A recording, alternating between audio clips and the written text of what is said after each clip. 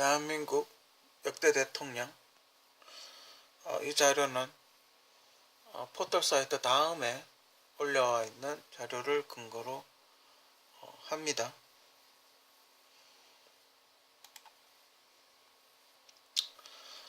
참 많은 대통령들이 있었죠, 그죠? 지금 뭐 8, 9, 10, 11, 12명, 12명 정도의 대통령이 있었는데, 이 중에 지금까지도 행복하게 살아남아 있는 사람은 없어 보여요, 그죠? 좀 재임 중인 대통령, 문재인 대통령 또 그렇게 행복해 보이진 않아요, 그죠?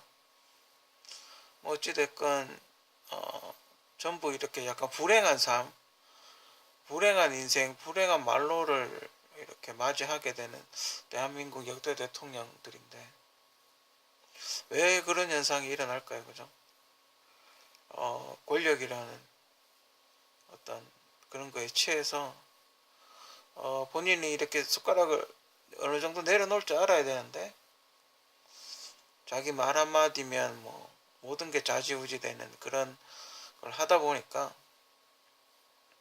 아무래도 그걸 내려놨을 때 어떤 들어올 수 있는 피해, 뭐 일종의 태클, 뭐 이런 걸 감당하기가 힘들었겠죠. 그리고 일단 후진국일수록 독재가 심하다는 건 뭐 알려져 있는 거고, 후진국 지도자일수록 독재가 강하고 무력으로 국민들을 탄압하고 그로 인해서 국민 저항에 부딪히게 되고 대부분 비참한 말로를 이렇게 맞게 된다는 그런 게 어느 정도 이렇게 공식처럼 이렇게 되어 있죠. 그죠? 그렇다고 지금 전 세계에 독재 국가가 없는 건 아니에요. 그죠? 존재를 하고 있죠. 나라가 뭐 엄청나게 많으니까. 그죠? 근데 독재 국가라고 다 못 사냐면 그건 아니에요. 그죠? 독재 국가라도 잘 사는 나라 있어요. 그죠? 사우디아라비아나 이쪽은 그 왕족들이 약간 독재같이 하고는 있지만 뭐 잘 살아요. 그죠? 석유가 있으니까 잘 살아요. 그죠? 뭐 민주주의냐 아니냐 뭐 이런 거는 일단 별개로 문제로 하고 민주주의가 무조건 좋은 건 아니에요. 그죠? 독재가 무조건 나쁜 건 아니에요. 그죠? 민주주의도 장단점이 있고 독재도 장단점이 있는 거예요. 그죠? 이게 무조건 좋다, 이게 무조건 안 좋다 이렇게 이야기하는 거는 조금 위험한 것 같아요. 그죠? 일단 한국 역대 대통령들, 그러니까 제가 알고 있는 상식, 뭐 드라마나 방송이나 보도 매체에서 들었던 상식, 들었던 이야기들, 뭐 그런 걸 다큐멘터리 같은 거 보고 뭐 그런 거에서 제가 들은 거. 요즘 친구들은 교과서에서 어떻게 배우고 있는지 잘 모르겠지만 제가 알고 있는 상식 내에서 이야기를 좀 해볼까 합니다. 물론 뭐 이승만 초대 대통령 그러니까 해방이 되고 이제 김구 선생님하고 두 분이 이제 했고 그 나라를 정부를 세우고자 했고, 그러니까 김구 선생님이 약간 야당 그 지도자 같은 그런 거라면 이승만 정권은 약간 여당 같은 지도자 뭐 그런 게 됐었고, 그 조금 제 개인적인 생각입니다만 뭐 이승만 대통령이 굉장히 똑똑했대요. 그때 당시 한국의 어떤 그때 식민지한지 6.25 전쟁 때라고 봐야 되죠. 그죠? 뭐 원조라든지 뭐 지원이라든지 이런 걸 끌어내기 위해서 차를 타고 그렇게 미국을 다니면서 연설을 하고 그랬대요. 그죠? 그쪽 이야기로는. 근데 제가 보기에는 이승만 정권은 미군이 세우는 호사비 정권 성격이 강하고 또 북한에는 그 김일성을 위시로 한 김일성 정권, 그러니까 러시아에서 자기 허수아비, 자기 말 잘 듣는 사람을 꽂아놓은 거칠 확률이 매우 크죠. 그래서 김일성 정권은 계속 지금 3대째 내려오고 있고 이승만 정권은 삼성개헌 그 3번 정도 3번을 선거를 해서 3번째 해먹으려 하다가 4.19 혁명이라는 거, 국민혁명이라는 국민저항에 부딪히게 되죠. 그죠? 그래서 이제 윤보선 대통령이 탄생을 하게 되죠. 그죠? 이승만 정권은 시작은 뭐 좋았을지 모르나, 워낙 심한 그 부정부패와 그 후진국행 독재 정권에서 나오는 어떤 그런 여러 가지 비리들, 마지막에 이제 부정선거가 이제 하이라이트가 되면서 끝이 난 거죠. 그죠? 이때는 정말 4.19 혁명이에요. 그죠?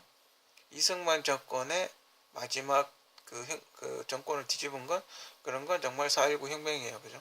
그런 건 혁명이라고 붙일만 해요. 그때 고등학생들이 시위에 참여를 하게 되고, 그 혁명이 일어난 불꽃이, 부산에서 어떤 사람이 경찰한테 맞아서 죽었나? 하여튼 그 시체가 이렇게 떠올라 가지고 부산에서 시위가 일어나기 시작하면서 그게 전국적으로 들불처럼 일어났었죠. 그렇게 해서 서울 지금 이제 청와대 같은 거죠. 청와대 같은 데 앞에까지 시위대가 진입을 하게 되고, 그리고 이제 이승만 정권은 끝나게 되죠. 그죠? 그렇게 이제 윤보선 정권이 탄생을 했는데, 재임 기간을 보면 2년밖에 안 되죠. 그죠? 2년 만에 왜 물러났냐. 그렇게 해서 이제 윤보선 정권이 탄생을 했는데, 국민들의 기대치와는 너무 동떨어진, 그렇게 돼버린 거죠. 뭐 비슷하게 되든지. 그러면서 그렇게 됨으로 해서 박정희 정권이 쿠데타를 일으키게 되죠. 62년에 쿠데타를 일으켰나 보죠. 그죠? 그리고 63년에 옷을 벗고 선거를 해서 박정희 대통령이 탄생을 한 거죠. 그죠? 이승만 정권, 박정희 정권을 이렇게 보면, 둘 다 이제 3번 하고, 안 좋은 말로를 겪었다는, 그런 거. 그런 게 되죠. 그죠? 솔직히 저는 박정희 대통령의 기억은 별로 없어요. 그죠? 1979년까지 하고 물러난 게 아니라, 그때 사망을 해버렸기 때문에, 그때 제가 76년생이니까 이제 3살 정도 됐겠죠. 박정희 대통령에 대한 기억은 별로 없어요. 그렇다고 최규하 대통령도 별로 없어요. 최규하 대통령이 재임한 걸 보니까 1980년도, 저때는 제가 초등학교 1학년인가? 아마 그 정도 됐을 텐데, 최규하 대통령에 대한 기억도 별로 없어요. 저는 전두환 대통령 기억은 좀 있어요. 전두환 대통령과 관련해서는 TV에서 좀 본 것 같은 기억은 있긴 해요. 전두환 대통령까지 와야 기억이 있는 거예요. 그죠? 이쪽 첫 번째 라인은 이제 대한민국 초대 정부고, 두 번째 라인부터가 이제 군사 정부가 되겠죠. 최규하 대통령도 어찌 보면 박정희 대통령이 임명한 그 총리였나? 이 사람을 새로 뽑았던지 그것까지 제가 잘 모르겠는데, 금방 했죠. 1년도 안 하고 물러났죠. 그죠? 그 전두환 대통령이 이제 광주 사태로 해서 정권을 장악하고 일종의 두 번째 쿠데타를 한 거죠. 그죠? 그래서 그 선거를 다시 하고 자기가 대통령이 된 거죠. 그 대통령 뽑았던 것도 간접선거제 이래가지고, 대표를 뽑아가지고 그 대표가 투표한 걸로 해가지고 대통령 당선되는 조금 이상한 그런, 거의 쿠데타죠. 그죠?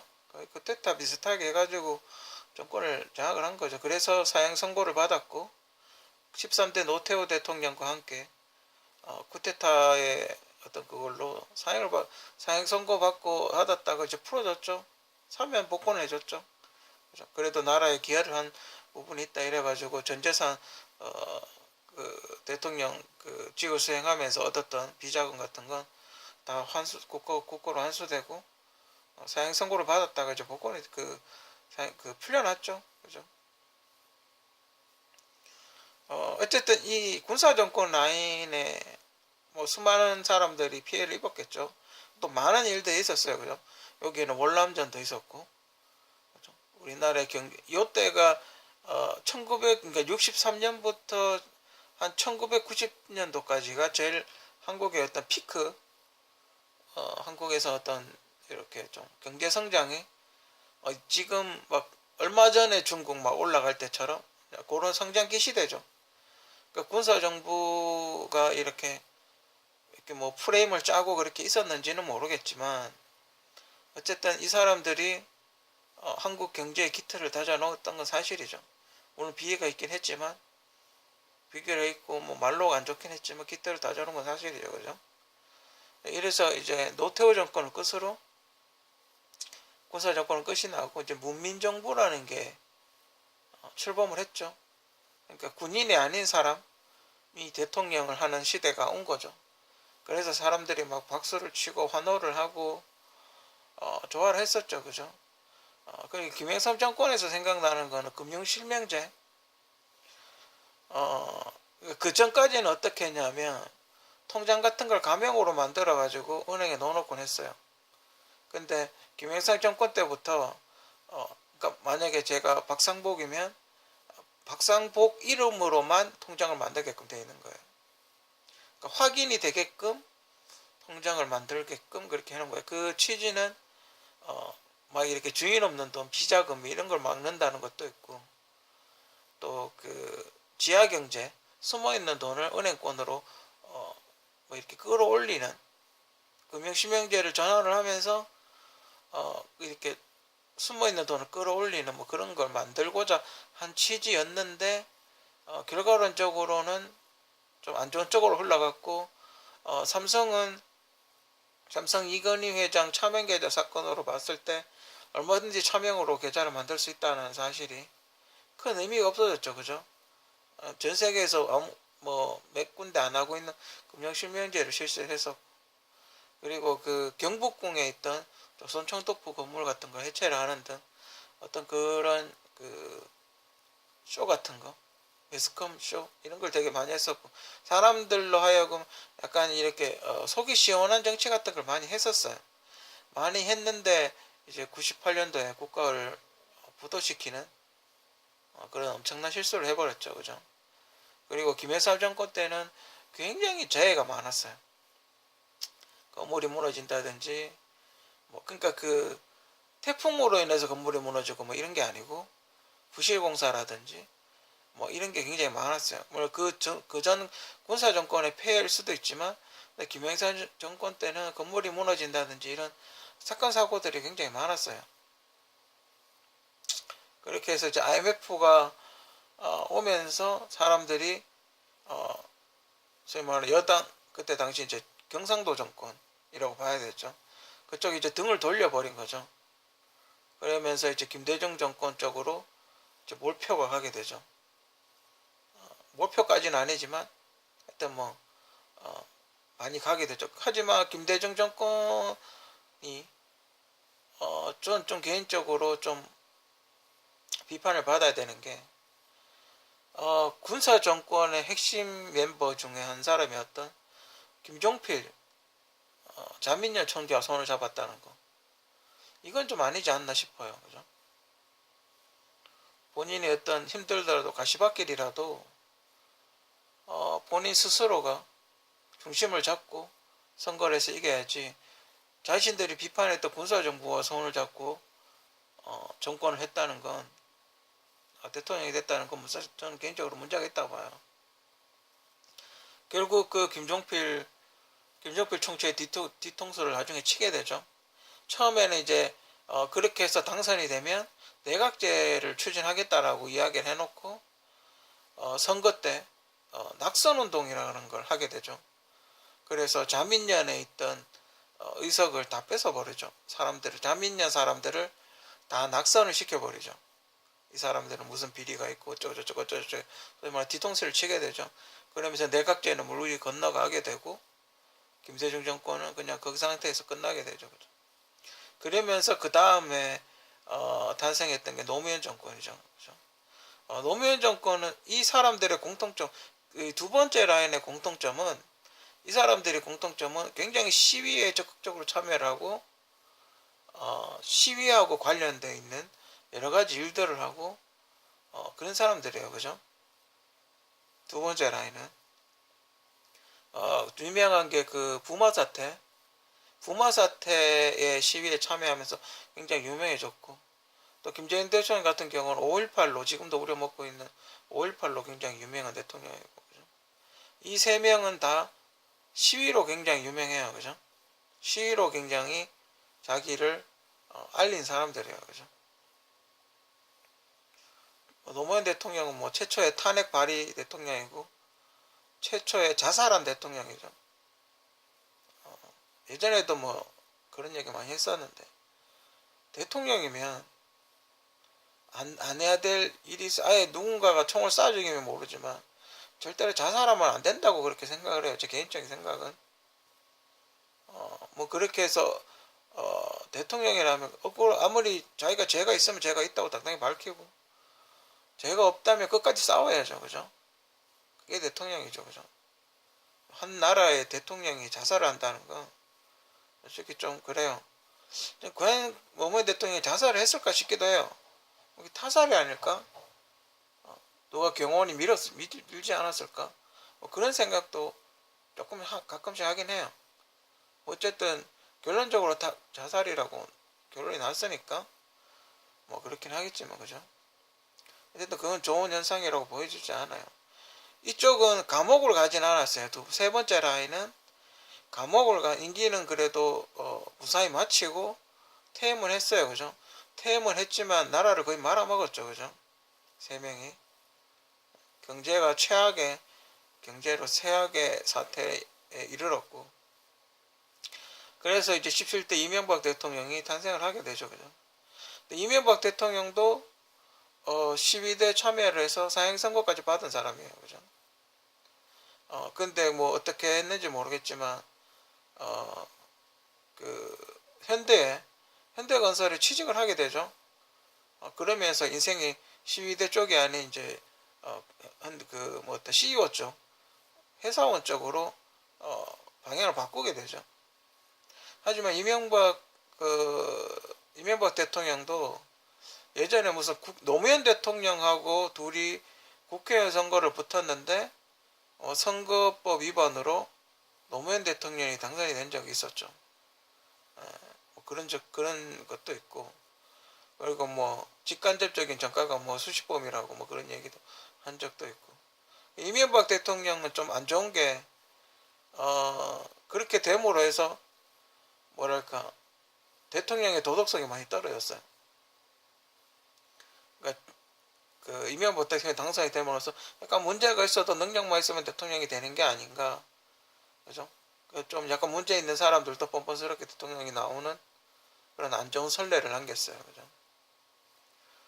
그리고 최초의 여성 대통령이자 최초의 탄핵된 대통령, 박근혜 대통령이죠.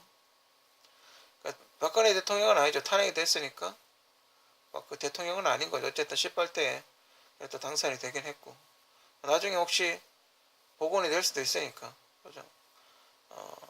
지금 뭐 거의 1년째 감옥에 가 있고, 뭐 재판을 언제 끝날지 모르겠지만 뭐 형이 확정될지, 그 사실상 거의 무기징역이죠. 그죠? 나이가 있기 때문에 몇 년을 더 살지, 몇 년을 더 감옥 생활을 할지는 몰라요. 그죠?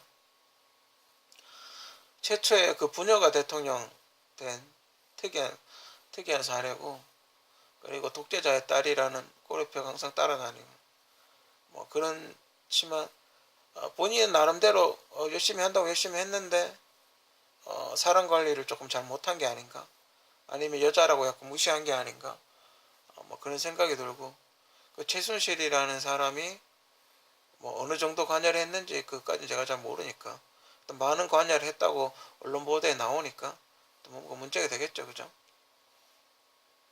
어쨌든 뭐 그 역사가 사법부에 기록을 하겠죠. 나중에 뭐 아니면 복원이 될 테고, 되면 뭐 그냥 감옥에 있겠죠. 그죠?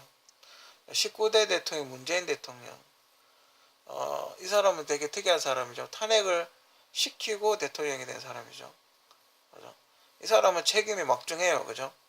왜냐면 탄핵을 시키고 대통령이 됐기 때문에 자신은 박근혜 대통령보다 더 우월한 도덕성을 보여주고 더 확실한 능력을 보여줘야 돼요. 그죠?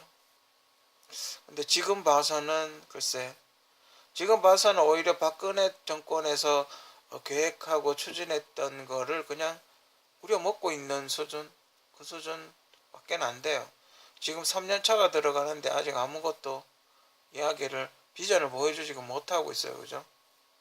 뭐 이런저런 핑계를 대면서 이제 좀 있으면 내년에 총선이죠. 그러면 1년 날아가요. 그죠? 그리고 마지막 해는 레임덕이라고 1년 날아가요. 그러면 뭔가 할 수 있는 일은 올해밖에 없는데, 올해도 벌써 좀 있으면 2월달 다 돼가요. 그죠? 그럼 이러다 어영부영 보내면 1년 그냥 날아가는 거예요. 그죠? 제가 뭐 예언 비슷하게 하자면 19대 문재인 정권은 무능한 정권이라고 그렇게 나올 가능성이 매우 커요. 그 전에 탄핵당할 확률도 매우 크고.